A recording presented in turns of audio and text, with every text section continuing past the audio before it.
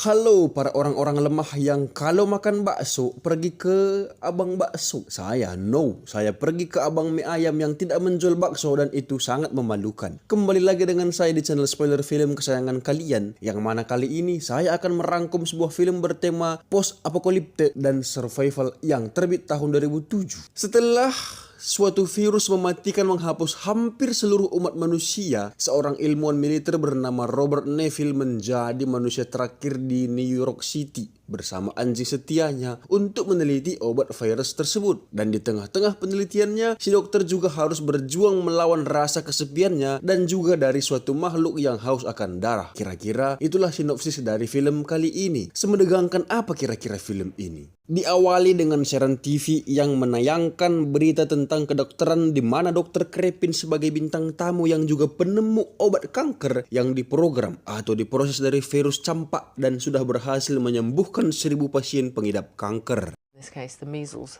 We've had 10,009.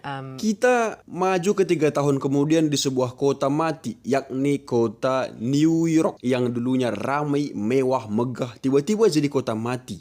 Banyak kendaraan yang terlantar di tengah-tengah kota tersebut.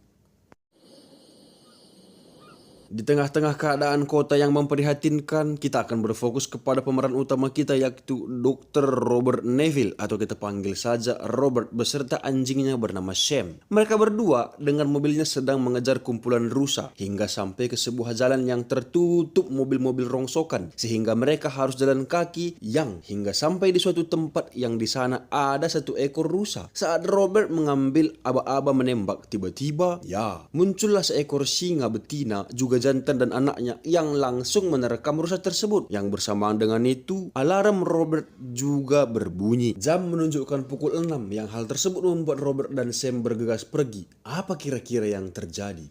Inilah I Am Legend.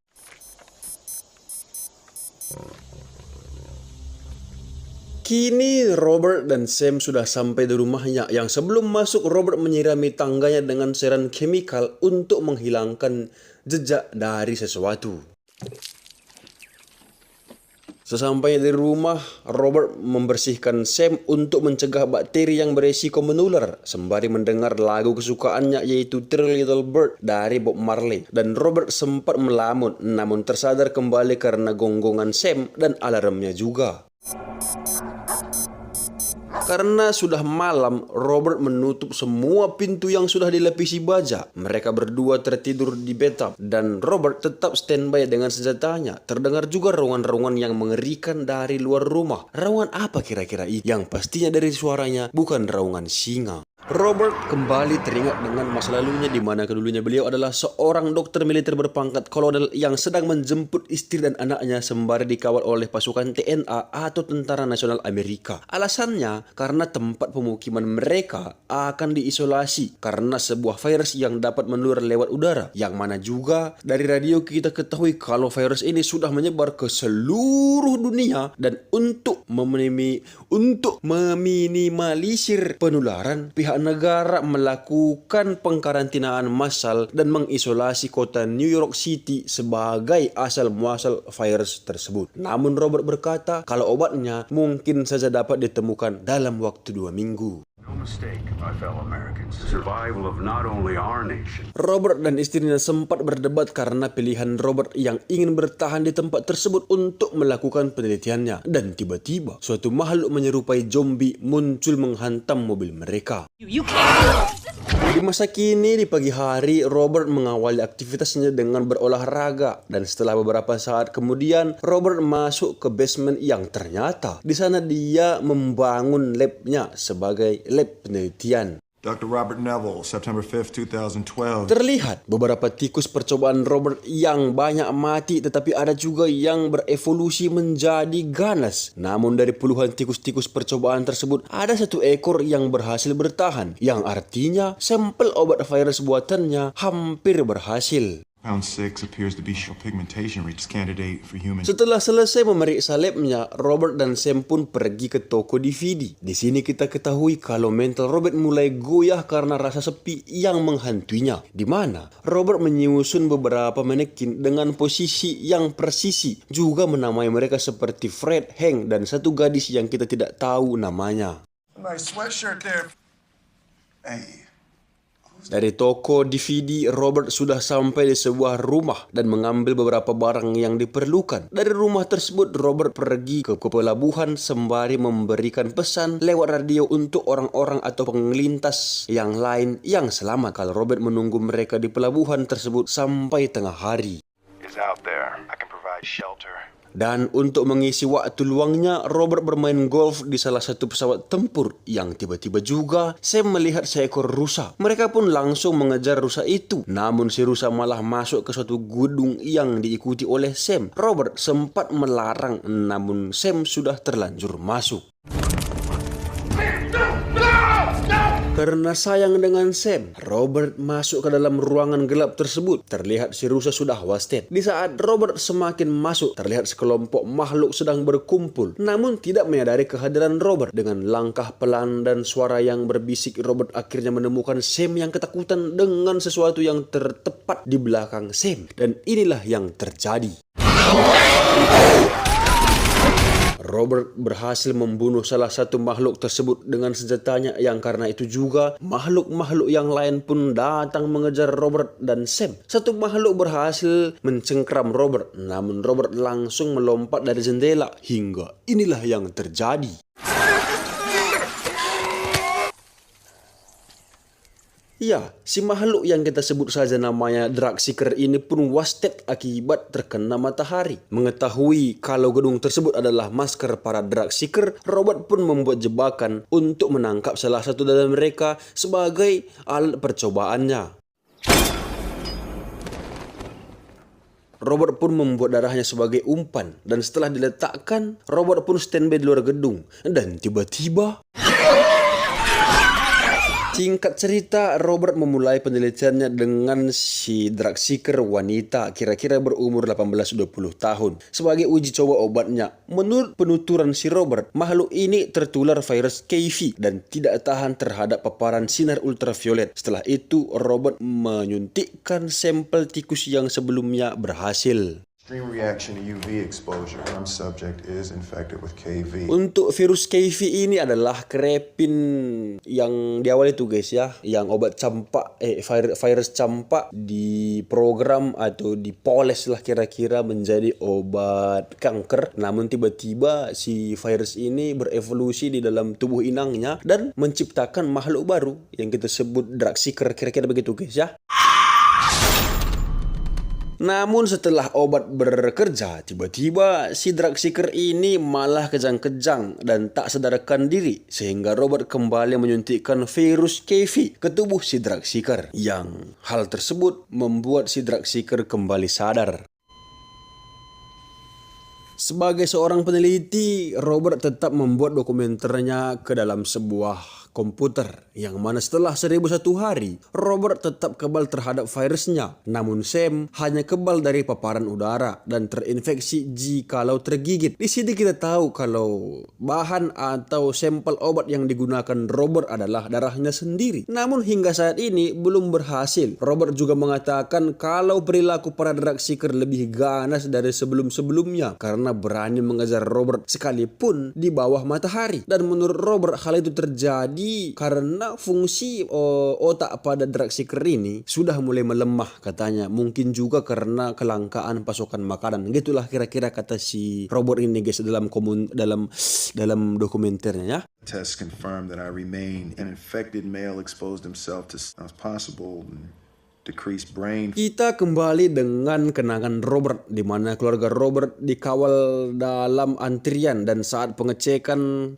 keterjangkitan istri Robert positif, namun Robert marah dan coba scan lagi katanya. Dan ya ternyata yang pertama adalah kesalahan teknis sehingga istri Robert berhasil masuk. No good. No good. Lieutenant Colonel Robert Neville, I'm ordering you to scan her. It's clear. Saat di dalam helikopter, putranya memberikan Sam sewaktu masih kecil kepada Robert sebagai penjaganya. Di masa kini, bertepatan di ulang tahun Robert, seperti biasa Robert dan Sam berjalan-jalan ke pantai tempat dia biasa menyiarkan di radio kalau dia menunggu orang-orang yang selamat di tempat tersebut. My birthday. Karena hari sudah petang, Robert pun pulang.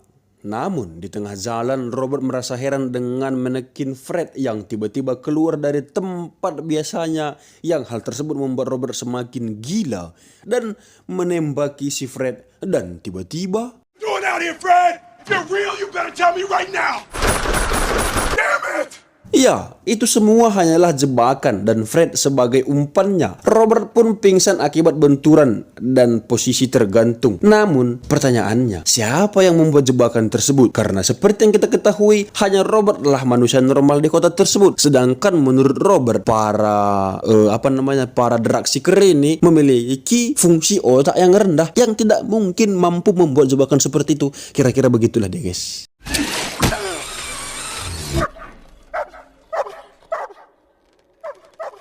Robert pun tersadar, namun matahari sudah mulai kembali ke pangkuan sang barat, yang artinya ini adalah waktu aktif para drug seeker. Robert pun langsung memotong tali tersebut, namun inilah yang terjadi. Bak jatuh ketimpa tangga, ya Robert tertusuk pisaunya sendiri di bagian paha, yang hal tersebut membuat Robert harus merangkak ke mobilnya. Sedangkan 3 anjing drug seeker sudah mendekat yang tinggal menunggu secuil matahari sebagai pembatas. Dan setelah sinar matahari hilang total, si anjing langsung menyerang Sam dan Robert. Satu anjing berhasil ditembak mati Robert, yang satu lagi diterkam Sam. Namun Sam tak mampu bertahan, sedang yang satu lagi berhasil menyerang Robert sehingga pistolnya jatuh. Namun akhirnya inilah yang terjadi. Ya, Sam berhasil menyelamatkan Robert, namun sayangnya dia tergigit oleh anjing drug seeker tersebut. Robert pun langsung membawa Sam ke rumahnya dan menyuntikkan antivirus yang belum teruji keklinisannya, baik di ITB maupun di IPB. Robert yang tidak memiliki banyak harapan pun hanya bisa memeluk si Sam yang berangsur-angsur mulai terinfeksi. Yang kita ketahui dari taringnya yang meradang, bulunya yang mulai rontok, bahkan mulai menyerang Robert. Karena tidak punya pilihan, Robert pun mencekiknya sampai wasted. Dan itu sangat mengiris hati. Karena ini kan satu-satunya kawannya gitu di dunia ini. Di dunia yang fana ini guys ya. Dari kecil dirawatnya gitu. Ayo, ini sama seperti John Wick lah ya. Anjing adalah satu-satunya keluarga mereka. Itu juga yang wasted gitu ya. Hari ini adalah ulang tahun terburuk bagi Robert guys. Karena kematian si Sam, rasa sepi Robert pun semakin parah. Bahkan dia berharap disapa oleh si manekin yang tidak ada namanya, atau si manekin wanita. Promise, my friend, I will say hello. Please say hello to me. Robert juga sudah mulai hilang harapan, dan demi membalaskan dendam Sam, Robert pun pergi ke pelabuhan dan memancing para drug seeker dengan sebuah manekin, yang setelah para drug seeker mendekat, Robert pun menabraki mereka satu persatu. Namun karena para drug seeker memiliki kekuatan di atas rata-rata manusia normal, mobil Robert mampu dihancurkan oleh para drug seeker ini hanya bermodalkan tubuh saja. Kira-kira dibodikan gitu ya guys ya, dibodikan kiri gitu ya, hancurlah dia guys. Di saat pemimpin atau alpha dari drug seeker ini hampir menyerang Robert, tiba-tiba cahaya ultraviolet menyinari ke arah Robert sehingga si alpha pun langsung melarikan diri. Robert yang setengah sadar pun memberitahukan alamatnya kepada orang yang menolongnya tersebut. Namun pastikan para makhluk tersebut tidak mengikuti katanya, yang seketika Robert pun pingsan. 11, Washington Square. Dan kita kembali ke dalam kenangan Robert di mana istri dan anaknya sudah lepas landas, namun tiba-tiba suatu hal yang tidak diinginkan pun terjadi. Ya, heli yang dinaiki istri dan anaknya mengalami kecelakaan yang mengakibatkan keduanya pun wasted.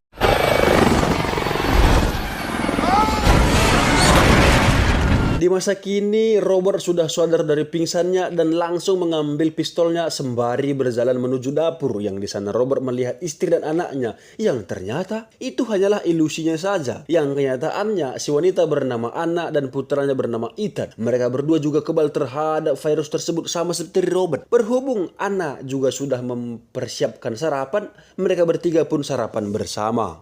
It's okay. Come on.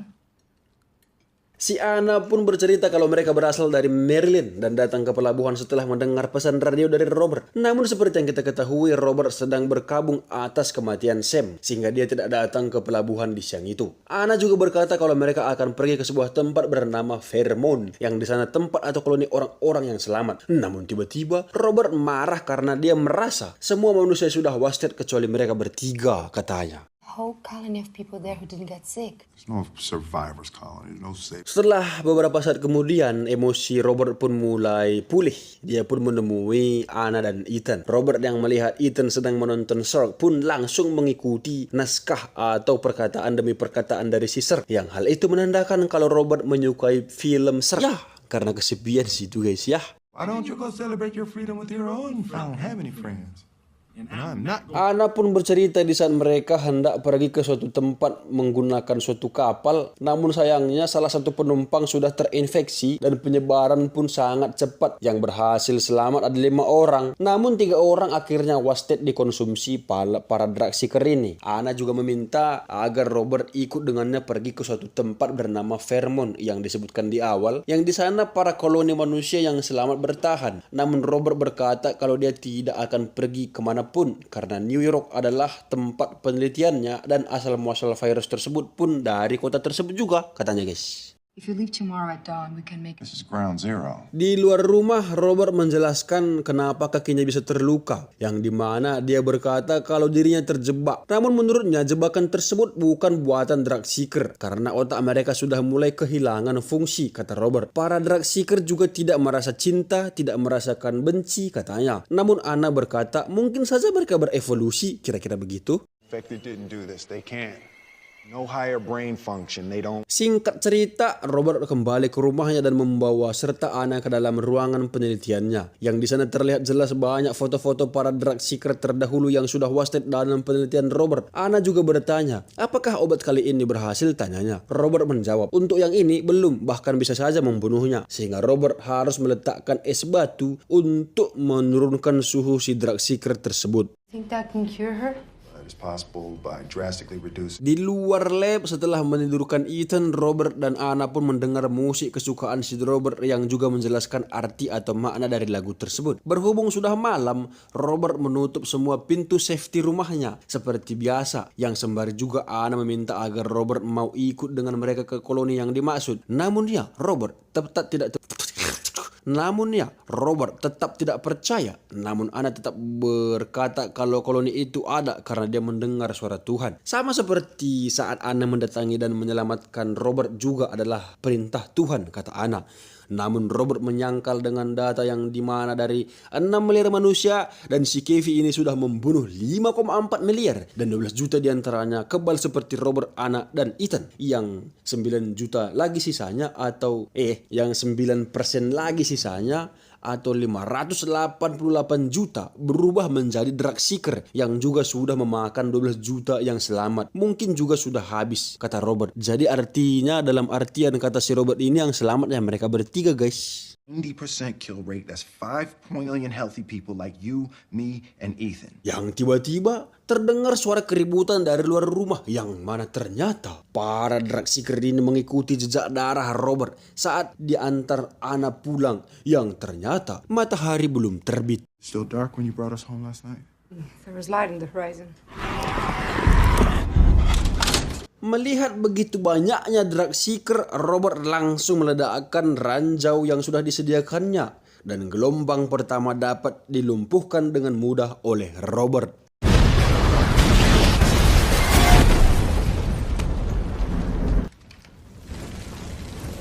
Namun di saat Robert hendak melihat keadaan Anna di tingkat 2, tiba-tiba ternyata sang alpha dari Dragseeker sudah masuk dan menyerang Robert. Mereka sempat bertarung, yang Robert kewalahan menghadapi kekuatan si Dragseeker tersebut. Untungnya Robert langsung mengambil senjata apinya dan menembaki si Dragseeker tersebut. Namun satu peluru pun tidak mengenainya karena kelincahan si Dragseeker, sehingga dia berhasil melarikan diri.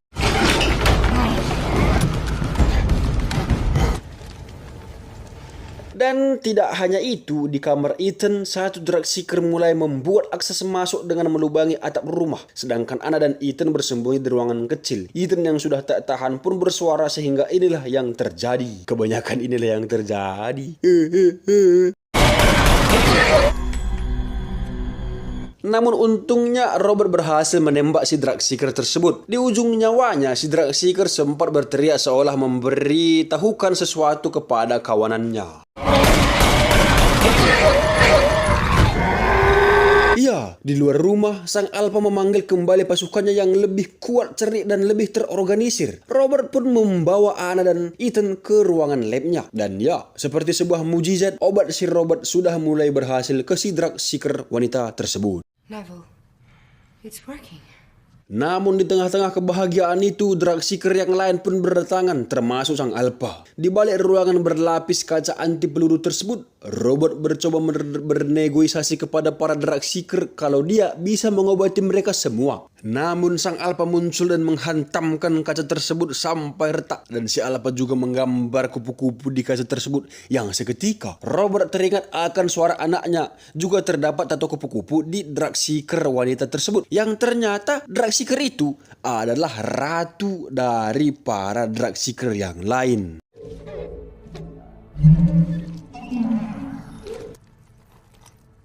Menyadari hal tersebut, Robert pun sadar kalau kedatangan para Dragseeker ke rumah Robert hanyalah untuk ratu mereka. Sehingga Robert pun keluar dari ruangan sembari mencabut aliran obat ke tubuh si ratu tersebut. Dan juga kembali menyuntikkan virus Krepin atau kita kenal dengan KV. Yang hal tersebut membuat para Dragseeker kembali bahagia, terlebih si Alpha.